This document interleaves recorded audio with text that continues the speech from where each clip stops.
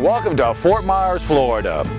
In the next few minutes, we're going to take a tour of the city, learn a few facts about its population, its attractions, business climate, and even look back at its history. But to begin with, we're heading many miles in one direction, straight up. Fort Myers is located in southwest Florida, inland from the Gulf of Mexico, with the Caloosahatchee River being the city's natural northern border. Fort Myers is approximately 49 square miles in size and is the county seat for Lee County. Fort Myers history begins in the 1850s when a fort was built on the Caloosahatchee River as a base of operation against the Seminole Indians. The fort was named in honor of Colonel Abraham Myers. When the town was first plotted in 1876, a total of 10 families lived in the area, some along Billy Creek, which is right behind me. It wasn't until some 20 years later, with the opening of the Royal Palm Hotel, that Fort Myers became known as a winter resort destination. In its early years, Fort Myers was accessible mainly by boat. It wasn't until 1904 that visitors arrived by way of train. The homes at the time were pretty simple, as this replica of a pioneer cracker house demonstrates. In the 1920s, 30s, and 40s, many elegant buildings began to line the streets in downtown Fort Myers. Many of those buildings still exist, which gives Fort Myers its small town feel, despite the fact it's one of the fastest growing cities in the state. Today, Fort Myers has a population of around 65,000, and the downtown area continues to remain busy throughout the day and right into the evening hours and beyond. I have to admit, I love downtown Fort Myers. Sure, there are high-rise buildings on both the west and east ends of the city, but its core, the true downtown, has pretty much stayed the same for many generations. Tourists love to stroll along the old brick streets and admire the architecture of a bygone era. One of the most photographed buildings in downtown is the old Edison Theater. It opened in 1941 and was operated by E.J. Sparks. Today, it's office space. A few blocks away is the Arcade Theater, which was built in 1915. And then there's the old Fort Myers Post Office building. It was dedicated in 1933 and was once called the most attractive post office in a city this size in America. There are so many historic buildings in downtown Fort Myers, it could easily take a full day to take in all the sights. Luckily, there are plenty of restaurants ready to take your order when you get hungry. There are also plenty of shops hoping you'll make your way through their front door. If you really enjoy shopping, don't forget about the Edison Mall, located just a few miles south of downtown on US 41. This climate-controlled environment has some 160 specialty shops and several major anchor stores. Shopping in Fort Myers is a favorite pastime for many. Fort Myers has another favorite pastime, baseball. The city's love affair with the sport can be traced back to 1921, when the Terry family donated 25 acres of cow pasture to Lee County. On that land, a wooden grandstand was built, along with a baseball diamond. It was the start of Terry Park. In 1925, Connie Mack's Philadelphia Athletics played here. Baseball legends Babe Ruth and Ty Cobb also graced these fields. In 1995, the Terry Park ball field was placed on the National Registry of Historical Places. The city's love affair with baseball continues today. Just a few blocks south of downtown is the City of Palms ballpark. It hasn't seen any spring training action since 2012, when the Boston Red Sox moved out to their new stadium, JetBlue Park, located on Daniels Parkway, east of I-75. JetBlue Park, referred to as Fenway South, seats some 11,000 fans. About 5 miles away is the Lee County Sports Complex and Hammond Stadium. This facility is a spring training site for the Minnesota Twins and the year-round home of the Fort Myers Miracle, a Class A advanced minor league baseball team. But ballparks aren't the only outlets for outdoor activities. Fort Myers has many neighborhood parks like this one, Rottenberg Park, located on South Point Boulevard. This 40-acre park has a football field, baseball fields, tennis courts, handball courts, and a playground.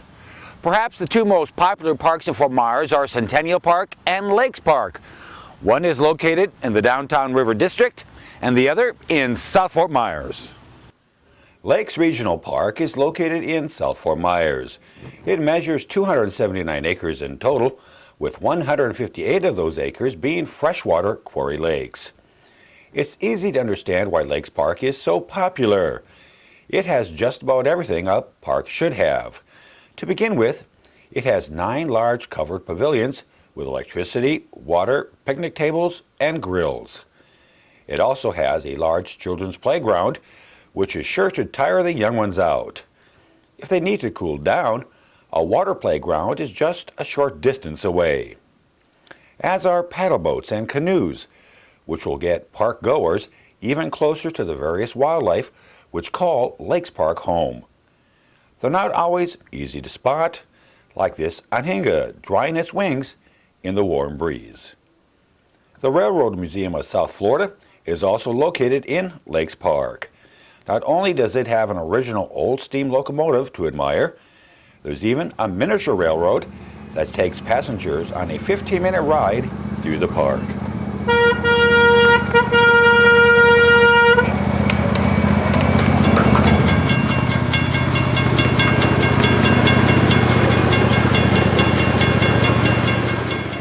If walking, jogging, or biking is more to your liking, you'll be happy to know that Lakes Park has more than 2.5 miles of paved or natural paths. The majority of that distance is over or alongside the water.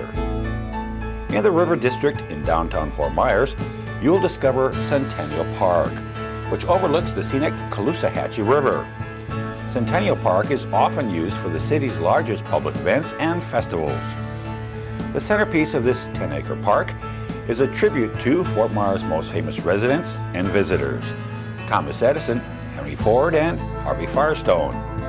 This sculpture, named Uncommon Friends, shows the 3 men who changed our world relaxing and simply having a conversation while gathered around a small campfire. The park also consists of several picnic pavilions, a somewhat unexpected sand volleyball court, and a pier which extends out into the Caloosahatchee River. What a beautiful spot to watch the boats as they make their way past the shoreline. Also in Centennial Park is a tribute to former soldiers. There's also a tribute to the 2 airfields in this area which helped to win World War II, including Page Field, which is still in operation today. Page Field was first constructed in 1927 as a civilian airport. In the 1940s, it was a military base for anti-submarine patrols and conventional bomber training. Today, Page Field is used for general aviation, with small prop planes and a few private jets landing and taking off throughout the day. Although the first commercial flights began landing at Page Field in the 1930s, by 1983, that responsibility fell to the just opened Southwest Florida Regional Airport located southeast of Fort Myers.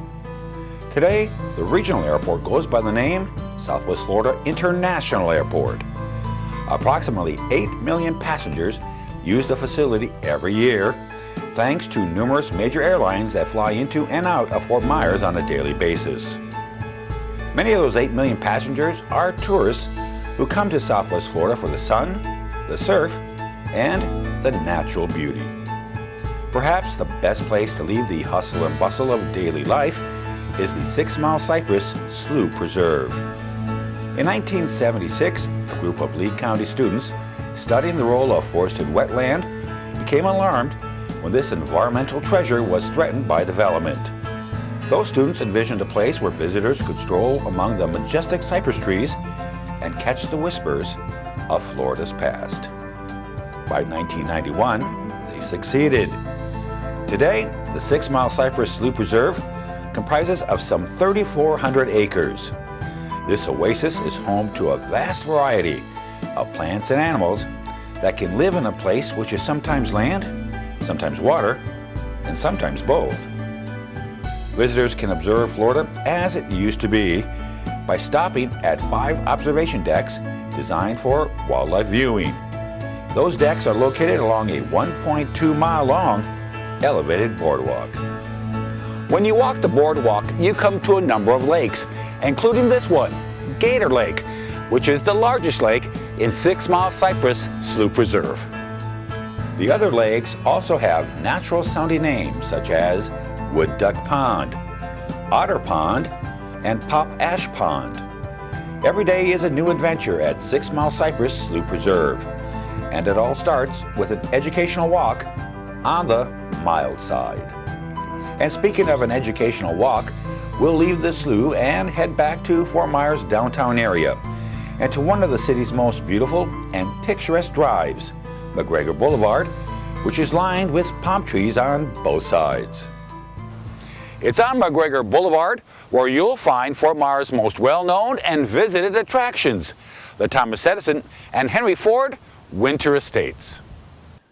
Visitors walk past the statue of Thomas Edison standing by a century-old 400-foot banyan tree given to Edison by Harvey Firestone in 1925 as they get ready for their guided tour of the 20-acre site. With a push of a button, those guides lead inquisitive groups across McGregor Boulevard and within view of truly historic buildings and historic gardens, all of which help change the lives of people all around the world. Edison's vacation home was completed in 1887 and served as a winter retreat and place of relaxation until his death in 1931. In 1917, Edison's good friend, Henry Ford, bought the adjacent property, which allowed the two tycoons of industry and invention to share ideas on a daily basis. One of the most interesting buildings on the property is Edison's laboratory. One could only imagine what experiments were conducted here. The Edison Ford Estates may be Fort Myers' best-known tourist destination, but following close behind is a must-see stop that has to do with one of the things that Florida is known for all over the world: oranges and grapefruits. Welcome to Sun Harvest Citrus. It may be hard to believe, but an estimated 1 million people a year visit Sun Harvest Citrus in South Fort Myers. Their gift shop isn't the only thing that brings customers through their doors. Year-round, they take home hundreds of thousands of gallons of fresh juice in a variety of flavors. That's because Sun Harvest owns some 2,000 acres of grove land on Florida's east coast. The wide variety of citrus grown there is shipped to Fort Myers, where some of it is processed into fresh juice for their customers' enjoyment. And close to 100,000 gift boxes with select citrus are also packaged on site and shipped around the U.S. and Canada. More than 8 million pounds of citrus are processed at Sun Harvest on an annual basis, and visitors are welcome to sample the fruits of their labor. In fact, some 15,000 gallons of free juice are consumed by visitors to their gift shop every year. The soft-serve ice creams, which are also served year-round, are equally tempting. Fort Myers also has its share of cultural arts. The Barbara B. Mann Performing Arts Hall, located on the campus of Edison State College, is a 1,871-seat facility. Opened in 1985, the Arts Hall has the title of having the largest proscenium stage in Southwest Florida. The Broadway Palm Dinner Theater, located on Colonial Boulevard, entertains more than 170,000 guests annually. Its main dinner theater has a seating capacity of 450. As we mentioned earlier, Fort Myers is one of the fastest growing cities in Florida. Its business climate is also accelerating at an equally rapid rate. New businesses are opening in Fort Myers every day, and many existing businesses are expanding or plan to expand in the near future. So it appears Fort Myers will continue on its path of prosperity and remain a great place to live, work, and vacation for many years to come. Fort Myers began as a military base of operations against the Seminole Indians in the mid-1800s. By 1900, it was nationally known as a winter resort, thanks in part to the Royal Palm Hotel and two part-time residents, Thomas Edison and Henry Ford. Today, Fort Myers is one of the fastest growing cities in Florida, and remains, no surprise here, a winter vacation destination due to its weather, close proximity to the Gulf of Mexico, cultural attractions, and relationship with several Major League Baseball teams who conduct their spring training only a few miles apart. Thanks for watching, and we hope to see you in Fort Myers in the very near future. Take care.